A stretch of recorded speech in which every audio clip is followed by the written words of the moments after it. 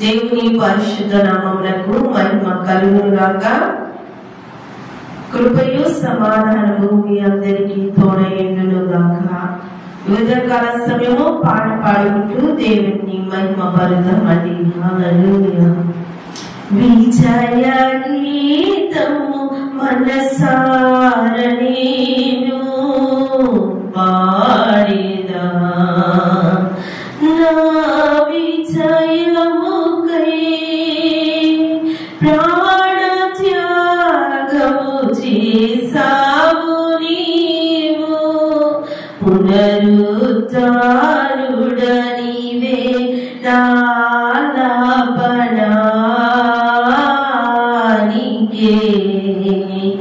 నారాధనా, పునరుద్ధారుడ నీవే నాలాపనానికే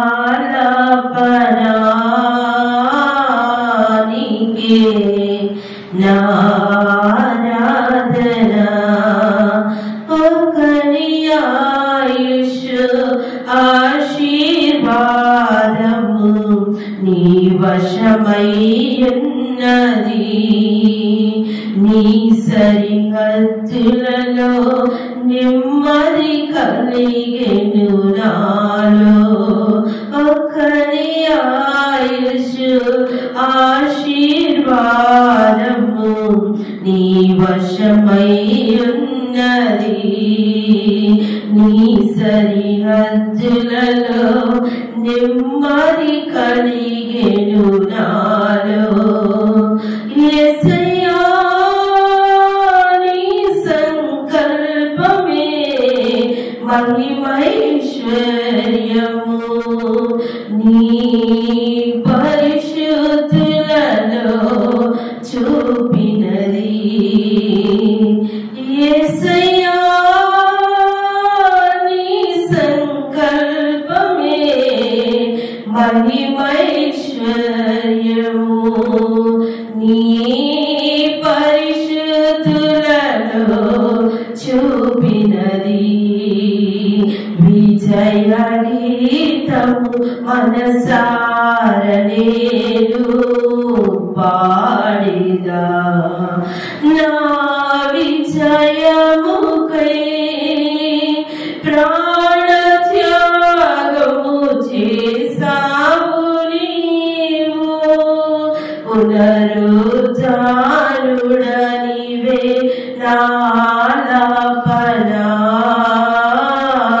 నాలాపనానికే నారాధనా. హల్లెలూయా. ఈరోజు మనకు సిద్ధపరచబడిన మరి వాగ్దానాన్ని మనం విందామండి.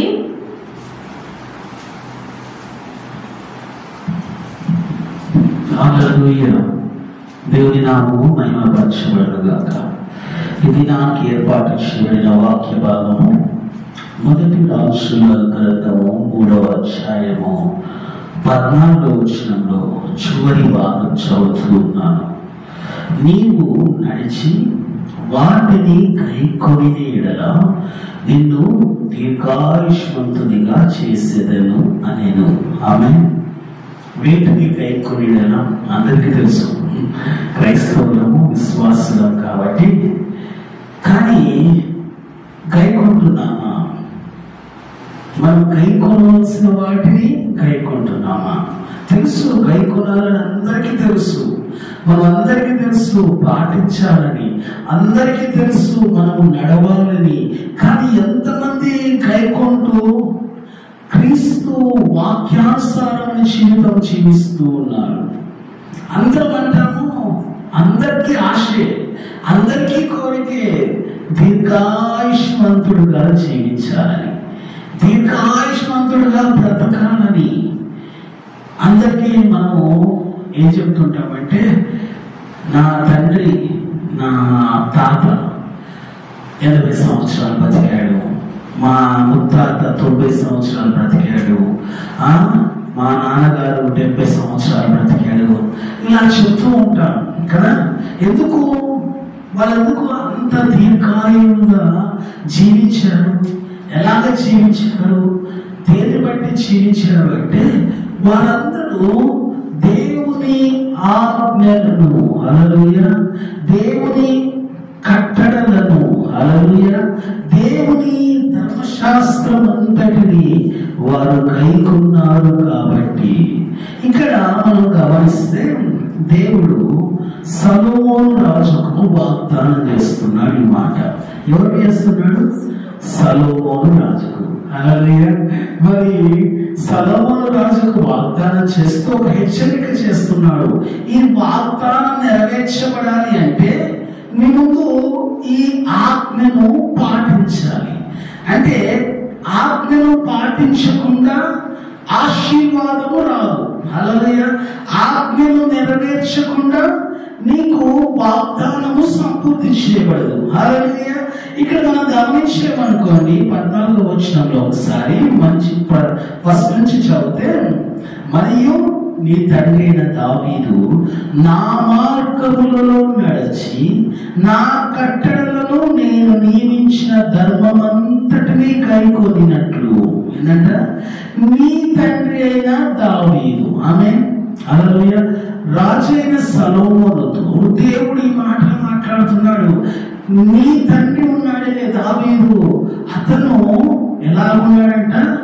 నా మార్గములలో నడిచేవాడంట, నా కట్టడలను అనుసరించాడు, నా ధర్మమంతటిని కైకొన్నాడు. హల్లెలూయా. ఇది నీవు కూడా నడిస్తే, నీవు కూడా వీటన్నిటిని నెరవేరిస్తే అప్పుడు నీవు దీర్ఘాయుష్మంతుడు అవుతావు అని దేవుడు వాగ్దానం చేశాడు. ఆమేన్. మీరు కూడా ఈ మాటలు గమనించాలి. ఇప్పుడు నేను దేవుని కట్టడలను అనుసరిస్తున్నానా? దేవుని వాక్యానుసారమైన జీవితం జీవిస్తున్నానా అని గమనించి అటు తర్వాత దేవుని వాగ్దానం నెరవేర్పు గురించి ఆలోచించాలి.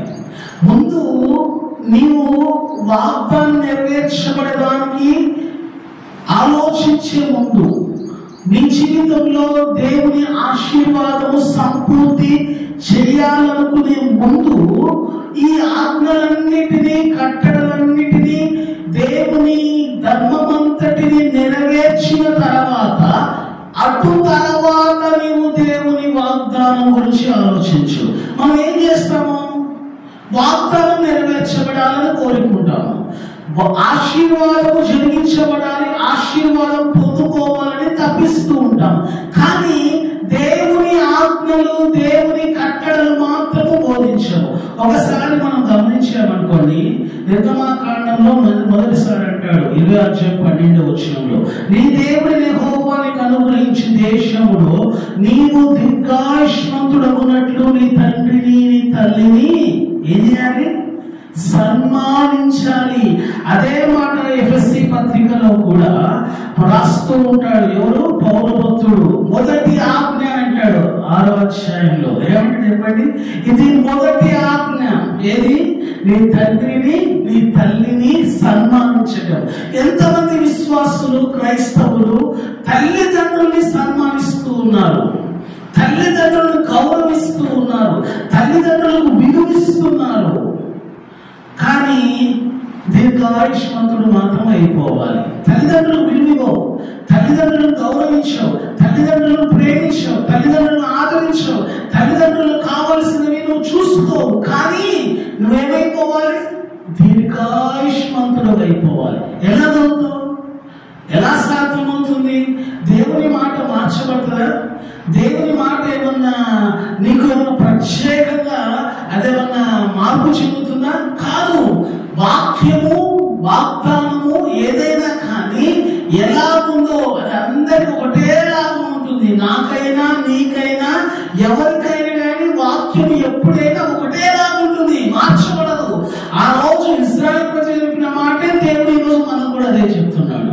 ఆమె ద్వితీయ కాండంలో కూడా గమనిస్తే ఇక్కడ అదే మాట అంటాడు. 4వ అధ్యాయంలో, 5వ అధ్యాయంలో, 6వ అధ్యాయంలో, 11వ అధ్యాయం 9వ వచనంలో అన్ని మాటలు ఇలానే ఉంటాయి. 11వ అధ్యాయం 9వ వచనం చదివితే, యెహోవా వారికి వారి సంతానమును దయచేసి మీ పితరులతో ప్రమాణం చేసి దేశంలో అనగా పాలు తేనెలు ప్రవహించు దేశంలో మీరు దీర్ఘాయుష్మంతులన్నట్లు నేను ఈ దినమున మీకు ఆజ్ఞాపించిన ఆజ్ఞలన్నింటినీ మీరు కైకొనవలెను.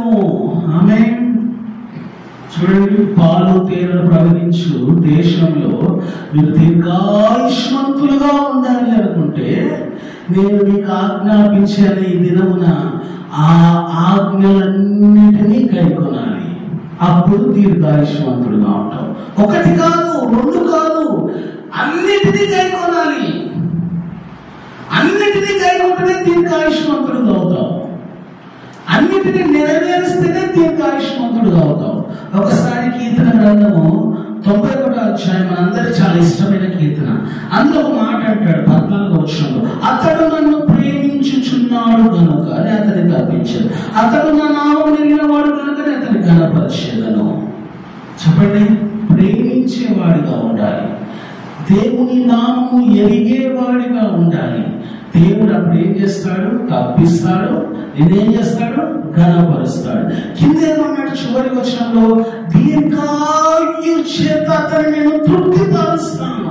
ఆమె దేవుని ఆజ్ఞను ప్రేమించేవారు కావాలి, దేవుని నామమును ప్రేమించేవారు కావాలి, దేవుని నామము ఎరిగిన వారు కావాలి. దీర్ఘాయుష్మంతులు కావాలంటే ఎవరు పడితే ఎవరు, ఎవరు పడితే ఎవరు, ఎవరు అవుతారు?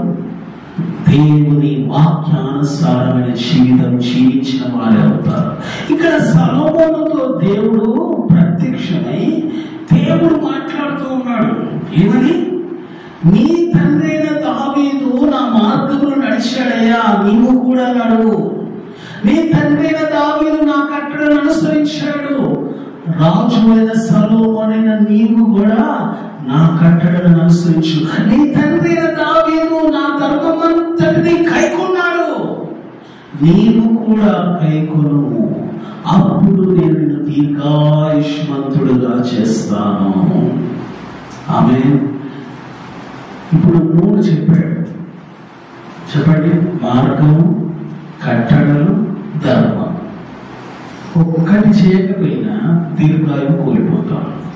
చాలా మంది కాలంలో చిన్న వయసులోనే, తక్కువ వయసులోనే ప్రభునందు నిద్రిస్తున్నారు.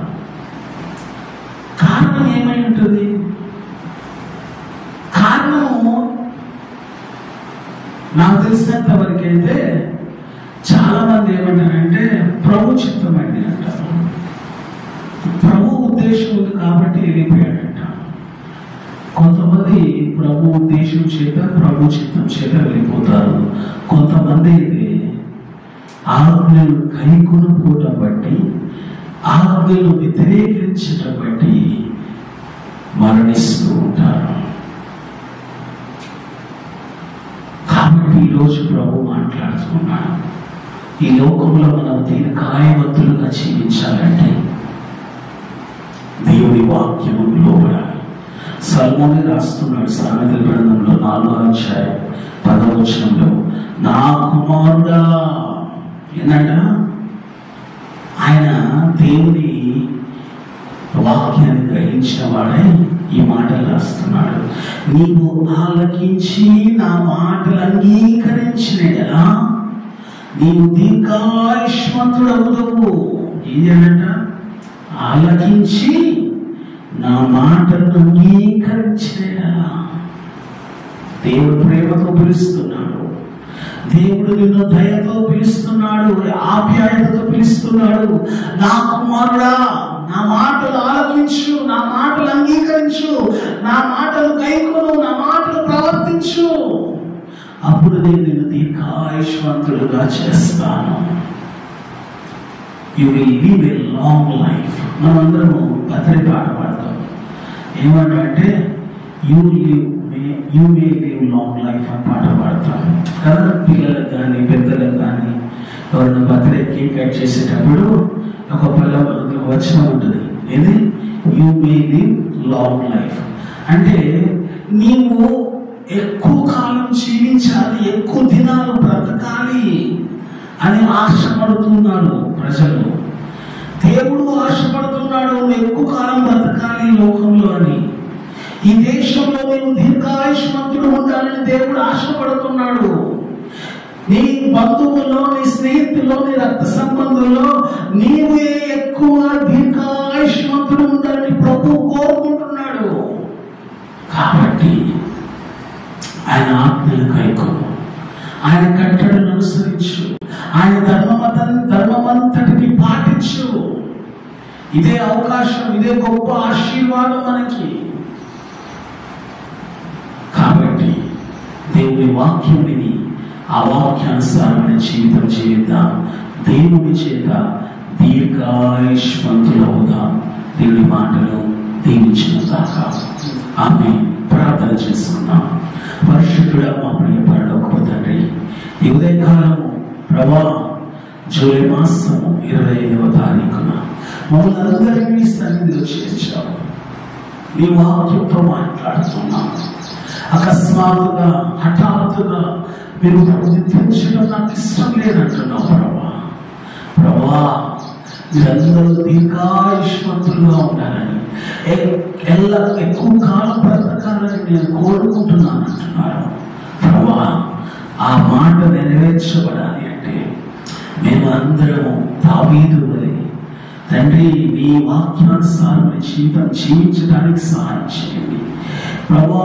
నీ తండ్రి అయిన దావీదు నా మార్గంలో నడిచి ఉన్నాడన్నా, నా కట్టడను అనుసరించి ఉన్నాడన్నా ప్రభా. నా ధర్మమంతటిని ప్రభా నెరవేర్చి ఉన్నాడు. నీవు కూడా నా ఆజ్ఞలు గైకొంటే నేను కూడా నేను దీర్ఘాయుష్మంతుడి చేస్తానని ఆనాడు సొలొమోనుకి వాగ్దానం చేసిన దేవుడు నేడు మాకు నువ్వు వాగ్దానం చేస్తున్నావు. ఆజ్ఞను సంపూర్తి చేస్తే ఆశీర్వాదం ఉంది, ఆజ్ఞను గైకొంటే వాగ్దానం నెరవేర్చబడుతుంది అంటున్నావు బ్రహ్మ. ఆజ్ఞ వెంబడి ఆశీర్వాదము పరిగెడుతుంది ప్రభా. ఆజ్ఞని వెనకాలే ప్రభా ఆశీర్వాదం ఉందని చెప్తూ ఉన్నాం. దాన్ని గ్రహించిన వారమై, దాన్ని మేము అర్థం చేసుకున్న వారమై వాక్యానుసారమైన జీవితం జీవించే కృపను దయచేయండి. ఈ దినము ప్రభా ఎవరైతే జన్మదినం చేసుకుంటున్నారో, ఎవరైతే ప్రభా తండ్రి నీకు వందనాలు జన్మదినాన్ని పురస్కరించుకుంటున్నారో వారు ప్రభా తండ్రి నీకు వందనాలు దీర్ఘాయువు చేత తృప్తిపరచబడుదురుగా కానీ ప్రార్థన చేస్తూ విన్న వాక్యము వాళ్ళు మీరు కట్టి ఫలింప చేయమని యేసు పరిశుద్ధ నామములో అడుగుచు వేడుకొనుచున్నాం తండ్రి, ఆమేన్. హల్లెలూయా. అందరికీ ప్రైజ్ ది లార్డ్. మరి పాస్టర్ సాల్మన్ రావు యూట్యూబ్ ఛానల్ని సబ్స్క్రైబ్ చేసుకోండి, లైక్ చేయండి, షేర్ చేయండి. దేవుడు మనందరికీ